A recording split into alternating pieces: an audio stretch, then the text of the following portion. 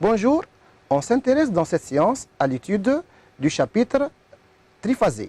Principalement, on s'intéresse à l'étude de la leçon le réseau électrique triphasé. Notre objectif spécifique, c'est déterminer les grandeurs électriques d'un réseau triphasé équilibré, déterminer les puissances électriques mises en jeu dans un récepteur triphasé équilibré. Notre leçon sera décomposée en deux parties.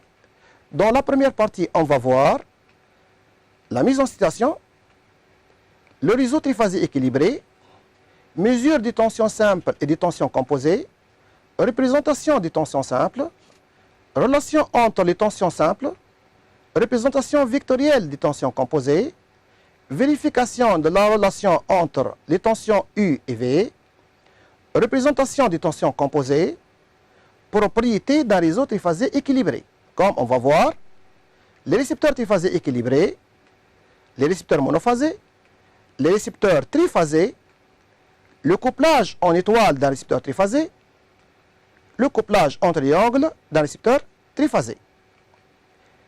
Mise en situation. Pour alimenter des récepteurs électriques, deux sources de tension sont disponibles.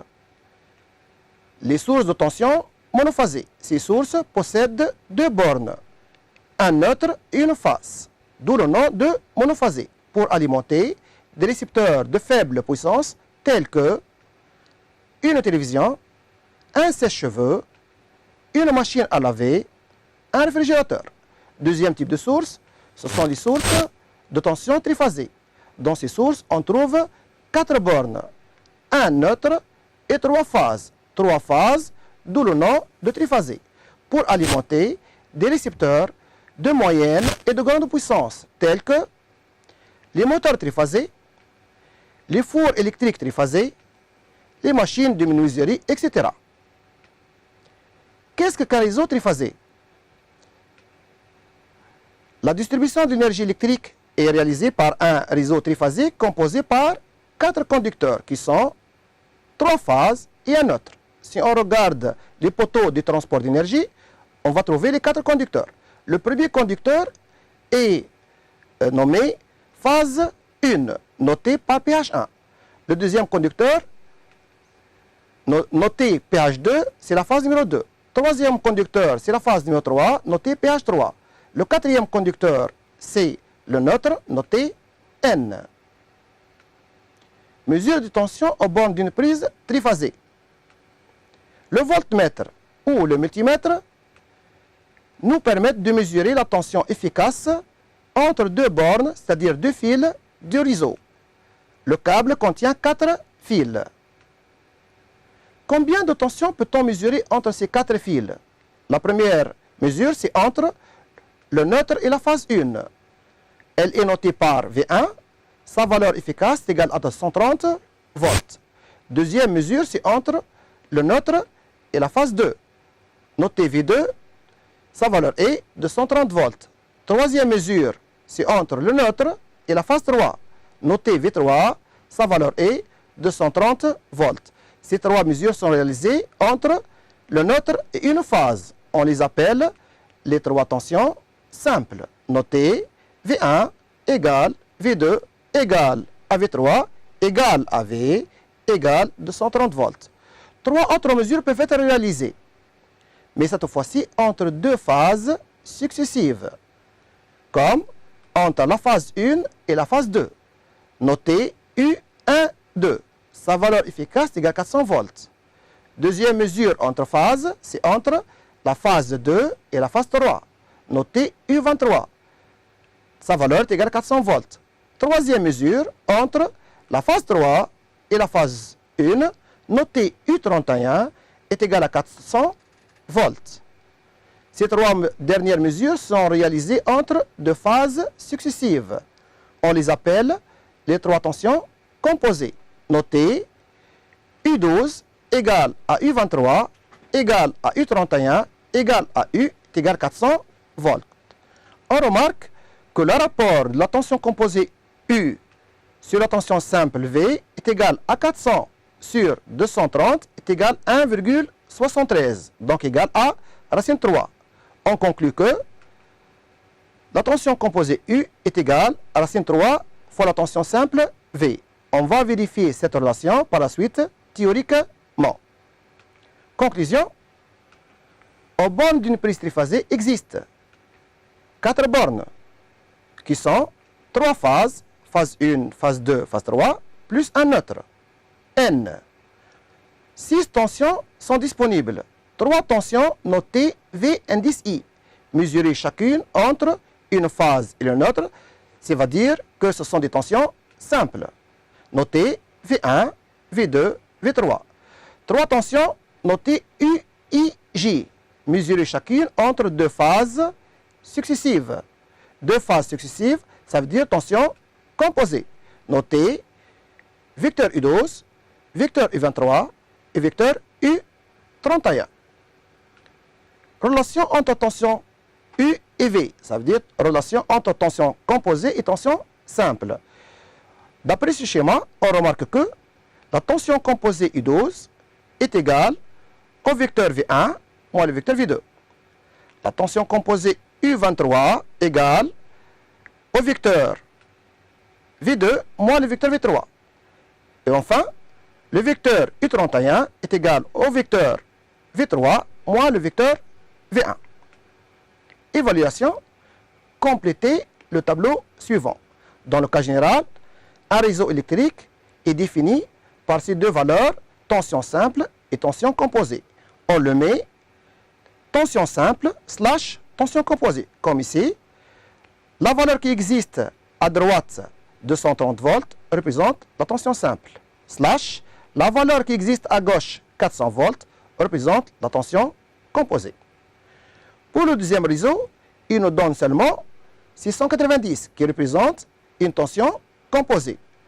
Pour déterminer la tension simple, on sait très bien que nous avons une relation entre U et V. U est égal à racine 3 fois V, donc V est égal tension composée sur racine de 3.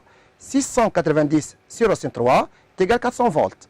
Notre réseau est identifié. On peut écrire donc 400 volts slash 690 volts. Pour le troisième réseau, nous avons seulement la tension simple qui est égale à 127 volts. Pour déterminer la tension composée, on multiplie tension simple fois tension composée. 127 fois racine 3 est égal à 220 volts. Ça y est, notre réseau est identifié par ces deux tensions. On peut l'écrire 127 volts slash 220 volts. Représentation des tensions simples. Visualisation des trois tensions simples à l'aide d'un oscilloscope. La visualisation du signal V1 montre que V1 est un signal alternatif sinusoïdal de période T, de valeur maximale Vmax, de valeur minimale moins Vmax. Comme on voit ici dans la représentation, c'est une période de 6 carreaux, correspondant à un angle de 2π. La visualisation de V2 montre que V2 a la même forme que V1, c'est-à-dire alternatif sinusoïdal, de même période T, mais V2 est décalé par rapport à V1 de 2, c'est-à-dire 2 carreaux et la période est égale à 6 carreaux. 2 sur 6, ça me donne un décalage de T sur 3, correspondant à un angle de 2π sur 3. La visualisation de V3 montre que V3 est identique à V1 et V2, mais elle est décalée par rapport à V1 de 4 carreaux. 4 carreaux sur 6 carreaux est égal à 2T sur 3, soit un angle de 4π sur 3. D'où les propriétés des trois tensions simples. Les trois tensions instantanées simples sont trois tensions, premièrement, sinusoïdales. Les trois tensions instantanées simples sont déphasées entre elles de 2π sur 3. Les trois tensions instantanées simples ont la même valeur efficace. V est égal à 230 volts. La même valeur maximale, puisque Vmax est égal à V fois racine de 2 égale 230 fois racine de 2. La même période T est égale à 20 millisecondes. La même fréquence, puisqu'on sait très bien que la fréquence F est égale à 1 sur T. 1 sur 20, 10 moins 3, ça me donne une fréquence de 50 Hz. la même pulsation ou bien la même vitesse angulaire, oméga, est égal à 2pi fois f. Je remplace f par sa valeur 50, ça me donne 100 pi. Prenons V1 comme origine des phases. Déterminez les équations de V1, V2 et V3. On a vu que V1 est un signal alternatif sinusoïdal. Donc, son équation s'écrit V1 de t est égal V max sinus oméga t plus 0, puisque c'était l'origine des phases. On remplace V max et oméga par la valeur, ça nous donne V racine 2 sinus 100 pi t. L'équation de V2, puisque V2 est identique à V1, mais juste elle est décalée par rapport à V1 d'un angle de 2pi sur 3. Son équation s'écrit V max sinus oméga t moins 2pi sur 3, ou bien V racine 2 sinus 100 pi t moins 2pi sur 3.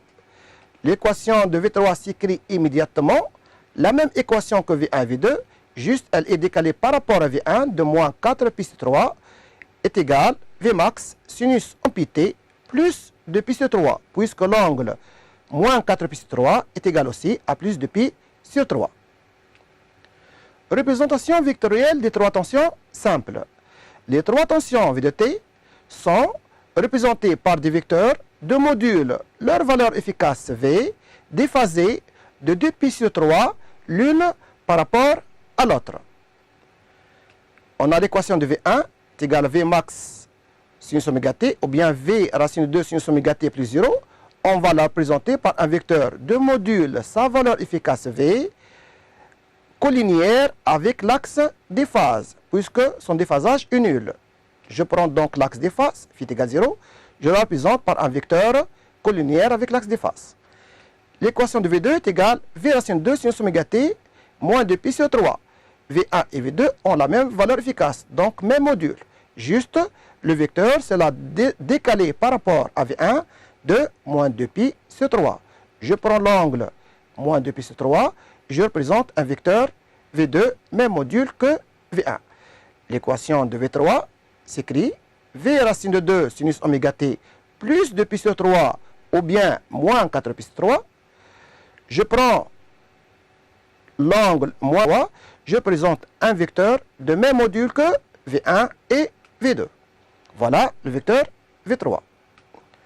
Relation entre les tensions simples, représentation vectorielle. J'en ai ma représentation de V1, V2, V3 qui sont décalées de 2pi sur 3 l'une par rapport à l'autre. Faisons la somme vectorielle de V1 et V2. Je fais la translation de vecteur V2 à l'extrémité de V1. Je fais la somme maintenant de V1 plus V2, ça me donne un vecteur. Je remarque que ce vecteur, il a le sens opposé à V3 et le même module que V3. Donc, V1 plus V2 est égal à moins V3. D'où V1 de t plus V2 de t plus V3 de t est égal à vecteur nul. Représentation cartésienne. À un instant t donné, faisons la somme algébrique de V1, V2 et V3 de t. Nous obtiendrons, je vais prendre l'instant ici t sur 4, V1 est égal à V max. V2 et V3 est égal à moins V max sur 2. Donc, V1 de t plus V2 de t plus V3 de t égale V max moins V max sur 2 moins V max sur 2, ça va me donner un 0. Donc, V1 de t plus V2 de t plus V3 de t est égal à 0. Représentation vectorielle des tensions composées. On a vu que le vecteur U12 est égal au vecteur V1 moins le vecteur V2. Je translate le vecteur moins V2 à l'extrémité de V1. Je fais la somme. J'obtiens un vecteur U12. Et ici, je fais une remarque. Le vecteur U12 n'est pas collinéaire avec le vecteur V1. Il a une amplitude plus importante. Deuxième équation. U31 est égal vecteur V3 moins le vecteur V1. Je fais la translation de vecteur moins V1 à l'extrémité de V3. Je fais la somme. J'obtiens un vecteur U31. Troisième équation.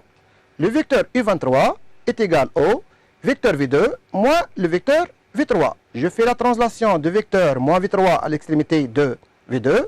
Je fais la somme, ça me donne le vecteur U23.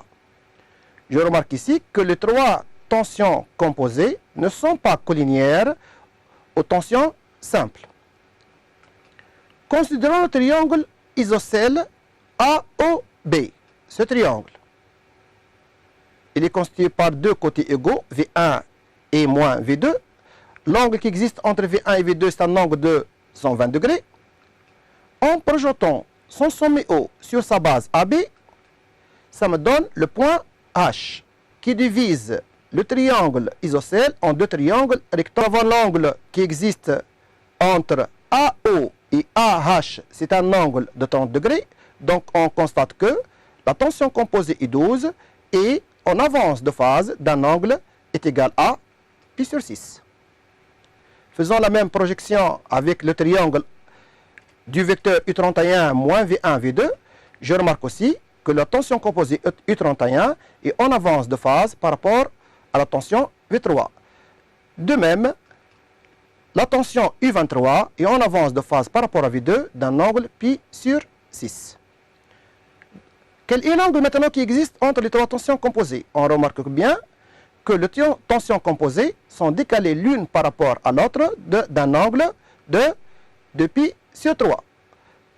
Donc, conclusion, les trois tensions composées sont de même module déphasés de 2π sur 3 entre U23 plus U31 est égal à vecteur nul. Donc, ça constitue un système équilibré comme les tensions simples. Vérification de la relation entre U et V. En considérant que le triangle AOH, c'est un triangle rectangle au point H, où AO représente le vecteur tension simple, AH la moitié de la tension composée U sur 2, avec AH l'adjacente. On sait très bien que l'adjacente est égale cosinus l'angle fois l'hypoténuse. Donc U sur 2 égale V fois cosinus pi sur 6. Je remplace cosinus pi sur 6 par sa valeur, ça me donne U sur 2 est égal V fois racine de 3 sur 2. Je fais une simplification par 2, ça me donne U est égal à V fois racine de 3. Donc, d'où la vérification de la relation vue précédemment expérimentalement. Cas général, la tension composée U est égale V fois racine de 3. Représentation des tensions composées. Visualisation des trois tensions composées à l'aide d'un oscilloscope. En prenant ici V1 comme origine des phases. On a vu précédemment que V1 est un signal alternatif sinusoïdal de période t égale à 6 carreaux. La visualisation de la tension U12 montre que U12 est aussi un signal alternatif sinusoïdal de même période que V1. Mais elle est d'amplitude plus importante. U max égale V max fois racine 3. Aussi bien, la tension U12 est en avance de phase d'un angle égal à pi sur 6 par rapport à la tension V1. D'où son équation U pi sur 6. J'enlève ici V1 et je représente le signal U12. La visualisation de U23 montre que U23 est aussi bien alternatif sinusoïdal, même amplitude que U12, mais décalé par rapport à U12 de 2π sur 3. D'où son équation U23 est égal U max sinus oméga t moins π sur 2. Le π sur 2 vient ici, plus π sur 6 moins 2π sur 3, ça me donne un déphasage de plus π sur 2. La visualisation de la tension U33 montre qu'elle a la même forme que les deux précédentes, mais décalée par rapport à U12 d'un angle 4π sur 6. D'où son équation U31 est égal U max sinus oméga t moins 7π sur 6. Le moins 7π sur 6, on l'obtient en faisant moins 4π sur 3. Propriété d'un réseau triphasé équilibré. Un réseau est dit équilibré si seulement si les trois tensions ont la même valeur efficace. Les trois tensions sont déphasées entre elles d'un angle de 2π sur 3. Les trois tensions les relations suivantes sont vérifiées. Premièrement, la somme vectorielle des trois tensions simples est égale à vecteur nul et la somme vectorielle des trois tensions composées aussi égale à vecteur nul. Les trois tensions ont la même fréquence. Évaluation du type QCM, on donne le chronogramme des tensions entre phase et neutre d'un réseau triphasé 50 Hz. On vous demande de déterminer la tension efficace entre phases de ce réseau. Les trois tensions représentées ici sont les tensions entre phase et neutre, donc tension simple. Leur valeur maximale est égale à 3 carreaux,25. La sensibilité de l'oscilloscope donne 100 volts par division. Donc leur valeur maximale est égale à 100 fois 3,25, 325 volts. C'est la valeur maximale de la tension. Je dois diviser par racine de 2. Donc 325 sur racine de 2, ça me donne une tension de 230 volts.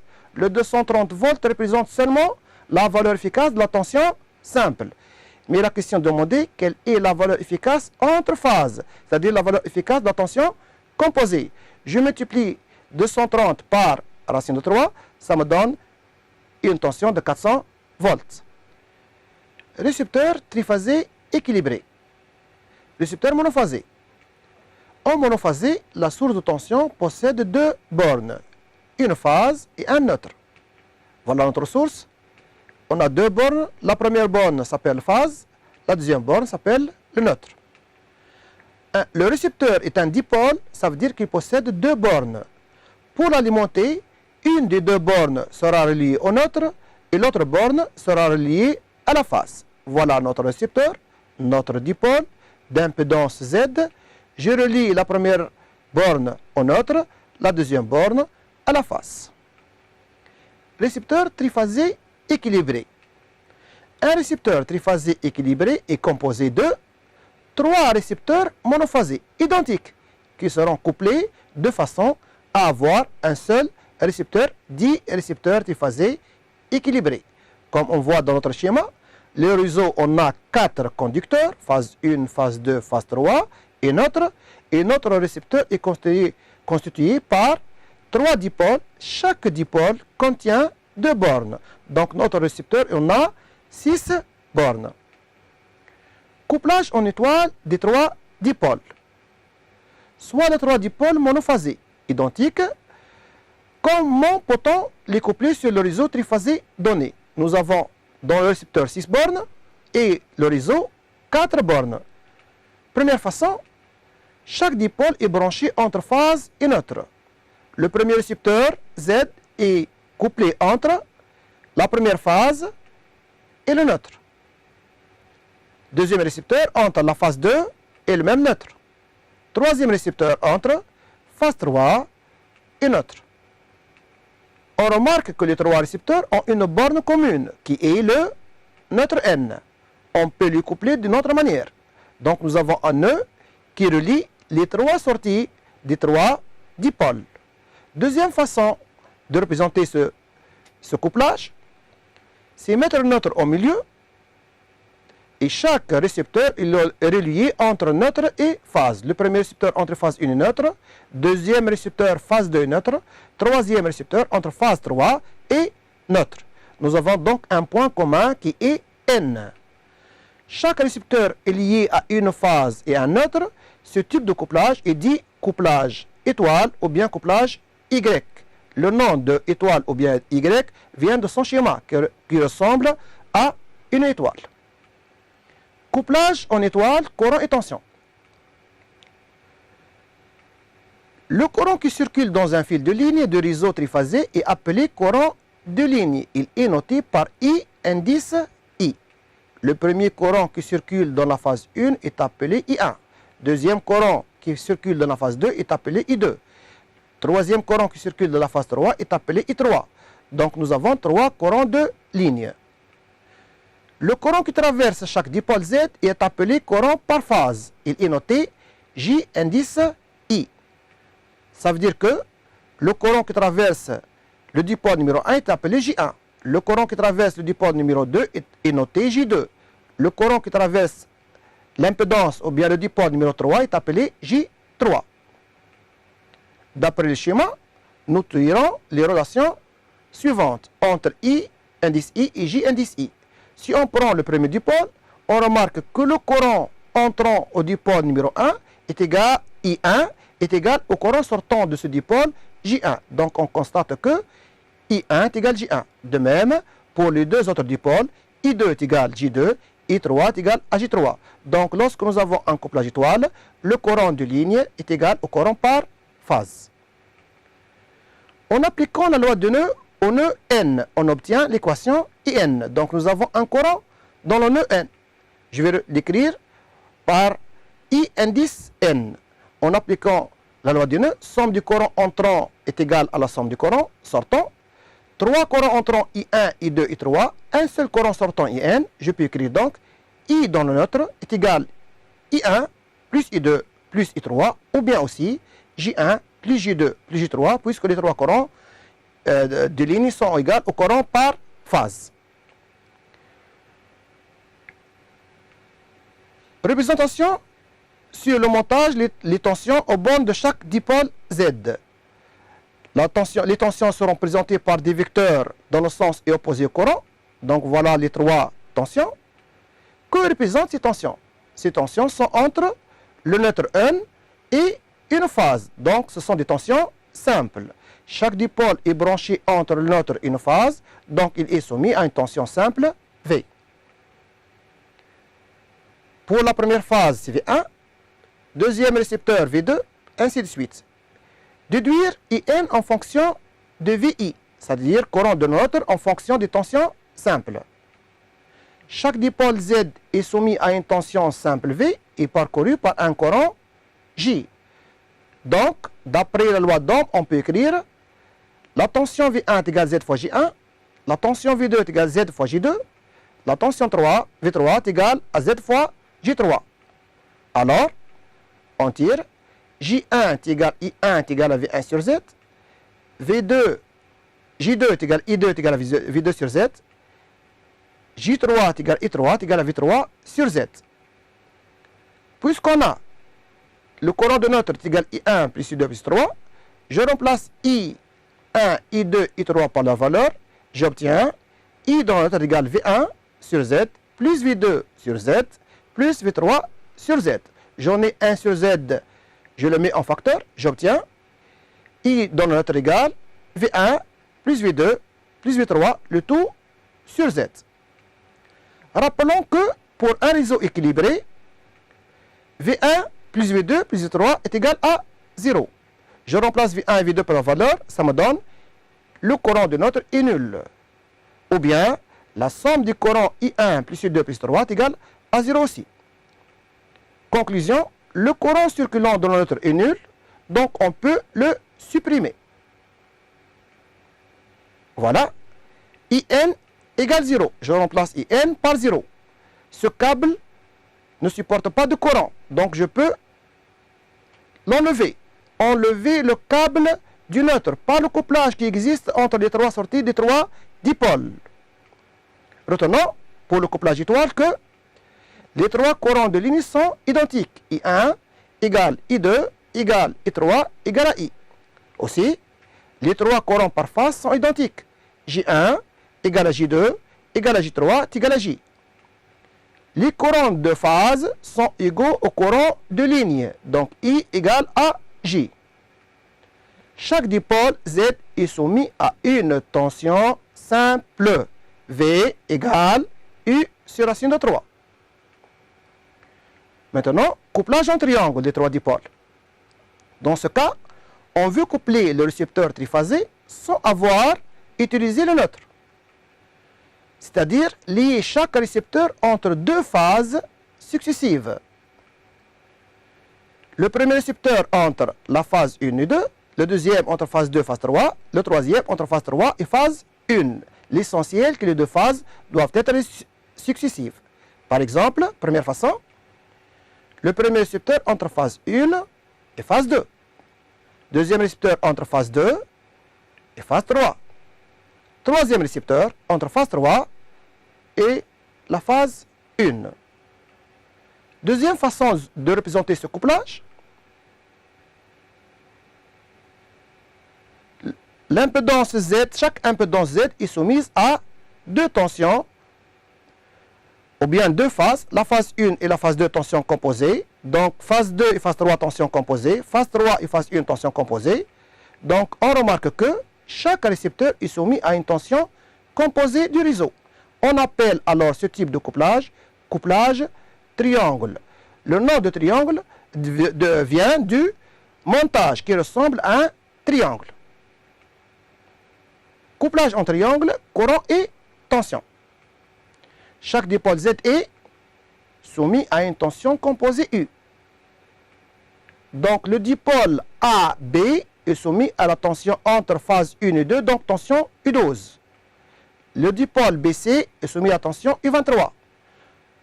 Le dipôle CA est soumis à une tension U31, traversé par un courant J.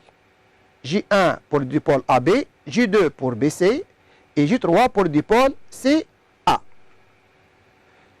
Nous avons trois courants de ligne, I1, I2, I3.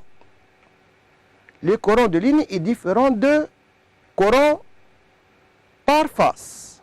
Si on regarde le nœud A par exemple, on a un seul courant entrant I1 et un courant J3. Le seul courant sortant c'est J1. Donc I1 n'est pas égal à J1. D'après la loi des nœuds, on peut écrire à n'importe quel nœud, par exemple en nœud A, que le courant I1 égale à J1 moins J3. Ou bien vectoriellement, le vecteur I1 égale J1 moins J3. Au nœud I2, au nœud B, on peut écrire I2 est égal J2 moins J1. Ou bien vectoriellement, le vecteur I2 est égal vecteur J2 moins le vecteur J1. Au nœud C, nous avons le courant I3 est égal J3 moins J2, ou bien vectoriellement I3 égale vecteur J3 moins le vecteur J2. Représentation vectorielle des courants de ligne. Nous avons les trois courants par phase, J1, J2, J3, qui sont décalés de 2π sur 3 l'une par rapport à l'autre. En appliquant les relations suivantes, le vecteur I1 est égal à J1 moins J3. Je fais la translation du vecteur J3 à l'extrémité de J1. Je fais la somme, j'obtiens un courant I1. Ou bien, avec l'équation I2 est égal à J2 moins J1, je fais la translation de moins J1 à l'extrémité de J2. Je fais la somme, j'obtiens un vecteur I2. Troisième équation, I3 est égal à vecteur J3 moins vecteur J2. Je fais de même, je translate le vecteur moins J2 à l'extrémité de J3. Je fais la somme, j'obtiens un courant I3. Qu'est-ce qu'on remarque?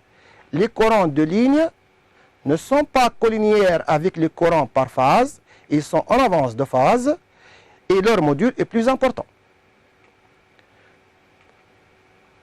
En considérant le triangle AOB, en projetant son sommet O sur sa base AB, on obtient deux triangles rectangles au point H. Voilà. Donc le courant de ligne I3 est décalé d'un angle π sur 6 par rapport au courant de phase J3. Le vecteur AB, qui représente le courant de ligne I3, il est égal 2 fois AH.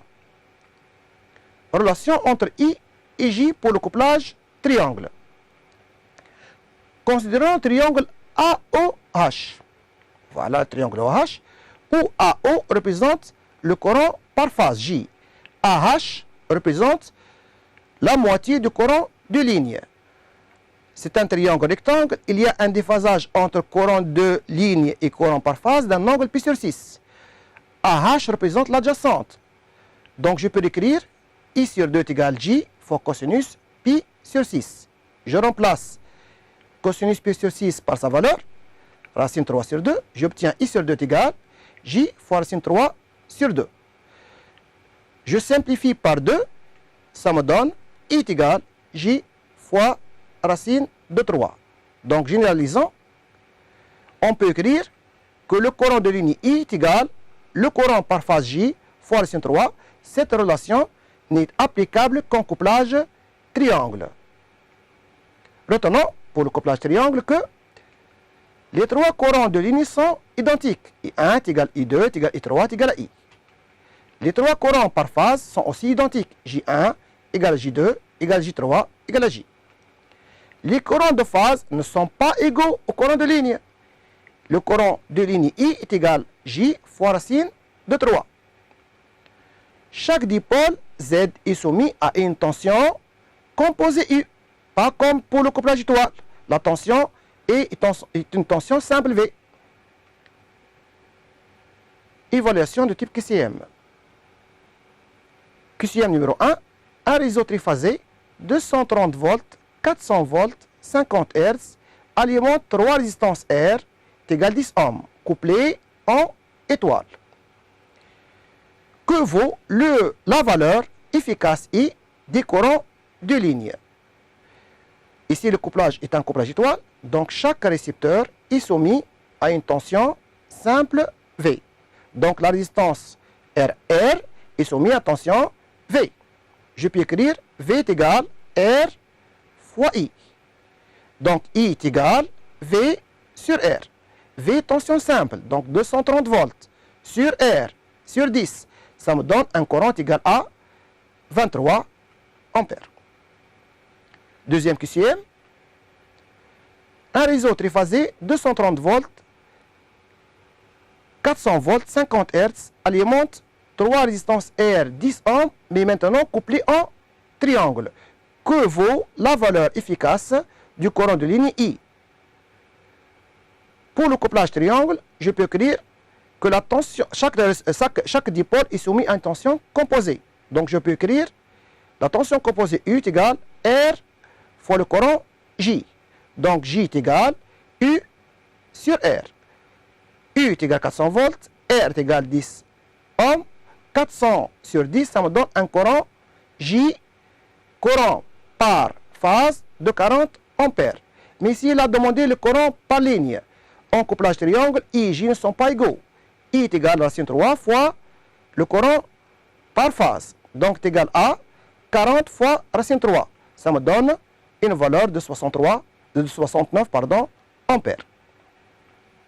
Évaluation numéro 3. Complétez les phrases suivantes. Pour un couplage étoile, chaque impédance est soumise à la tension du réseau. En couplage étoile, chaque dipôle est soumis entre phase et neutre. Donc la tension est une tension simple. Pour un couplage triangle, chaque impédance est soumise à la tension du réseau. On sait très bien que pour le couplage triangle, chaque dipôle est soumis entre deux phases successives, donc tension composée. Complétez le tableau suivant en indiquant le couplage correspondant par étoile, ou bien triangle, ou bien impossible. J'en ai ici 3 réseaux. Je vais prendre la première impédance. La première impédance supporte une tension de 133 volts. Je vais la comparer avec les deux tensions de réseau. Mon impédance supporte une tension de 133 volts qui est égale à une tension simple. Donc, mon couplage est un couplage étoile. Avec le deuxième réseau, le 133 volts de l'impédance est inférieur aux tensions simples et composées de mon réseau. Donc, mon impédance ne supporte pas les deux tensions, ni 230 qui est de tension simple, ni 400. Donc, mon couplage est impossible. De même, pour le réseau 400 volts, 690. Deuxième impédance, elle supporte une tension de 230 volts. Je vais la comparer avec les deux tensions de réseau. 230 correspond à une tension entre phases. Donc, mon couplage est un couplage triangle. Pour le deuxième réseau, le 230 correspond à une tension simple. Donc, mon couplage est étoile. Pour le troisième réseau, le 230 ne correspond ni à la tension simple, ni à la tension composée. Donc, mon couplage est impossible. Troisième impédance, elle supporte une tension de 400 volts. Le 400 volts ni est égal pour le premier réseau, n'est égal ni à la tension simple, ni à la tension composée. Donc, mon couplage est impossible. Pour le deuxième réseau, 400 volts correspond à la tension composée, donc le couplage est triangle. Pour le troisième réseau, 400 volts correspond à la tension simple, donc mon couplage est étoile. Quatrième impédance, elle supporte une tension de 690 volts. Pour le premier couplage, le couplage est impossible. Pour le deuxième couplage, donc le 690, on ne la trouve ni comme tension simple, ni comme tension composée, donc aussi le couplage est impossible. Avec le troisième réseau, le 690 représente la tension composée. Donc mon couplage est un couplage triangle. Merci de m'avoir suivi. Bonne réussite au baccalauréat.